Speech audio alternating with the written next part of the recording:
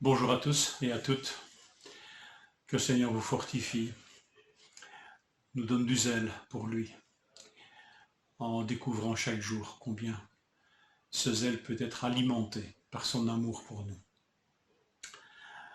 Que le Dieu qui ne se lasse jamais puisse nous inspirer, nous fortifier.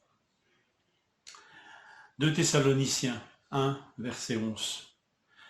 C'est pourquoi nous prions continuellement notre Dieu pour vous, qu'il vous trouve digne de l'appel qu'il vous a adressé, et que par sa puissance, il fasse aboutir tous vos désirs de faire le bien, et rende parfaite l'œuvre que votre foi vous fait entreprendre. Je lis ce verset dans la traduction du Sommeur. En lisant dans la traduction du second, vous pourrez peut-être avoir un ton ou un écho légèrement différent, une compréhension légèrement différente. Je pense que ces traductions ne s'annulent absolument pas, mais se complètent. J'ai voulu lire celle-ci parce qu'elle met en évidence quelque chose qui peut nous encourager. Bénis soient les chrétiens et chrétiennes qui ont toujours le désir de faire le bien et qui ont toujours une foi entreprenante. Bien sûr, entreprendre ici a pour but de glorifier le Seigneur.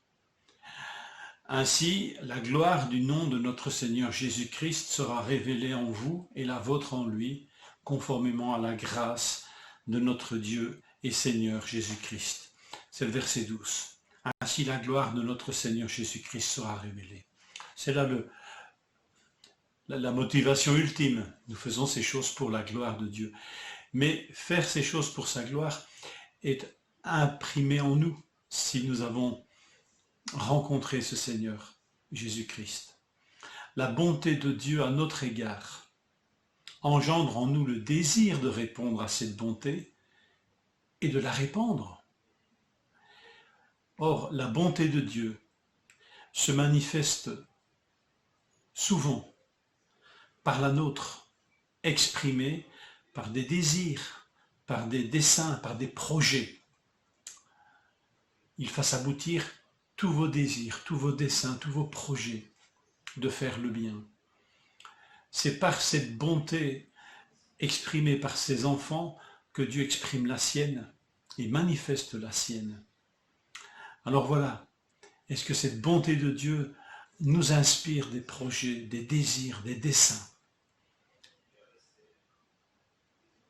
Que le Seigneur nous travaille. La foi est active.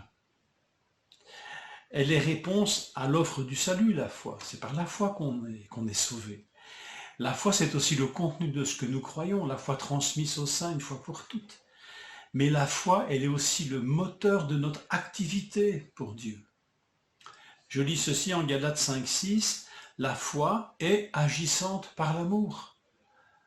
La foi, c'est pas simplement croire, c'est aussi agir. Agir par la foi. Et la foi est agissante par l'amour. Amour de Dieu expérimenté dans nos vies et exprimé au travers de nos vies. 1 Thessaloniciens 1, verset 3.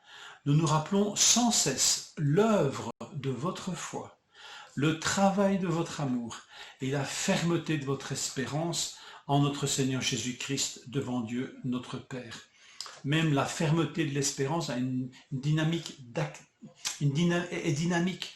C'est la persévérance de votre espérance. Vous savez, la persévérance qui est celle du travailleur qui continue à agir. Alors voilà, la foi, l'amour et l'espérance sont actifs et nourrissent notre action pour Dieu.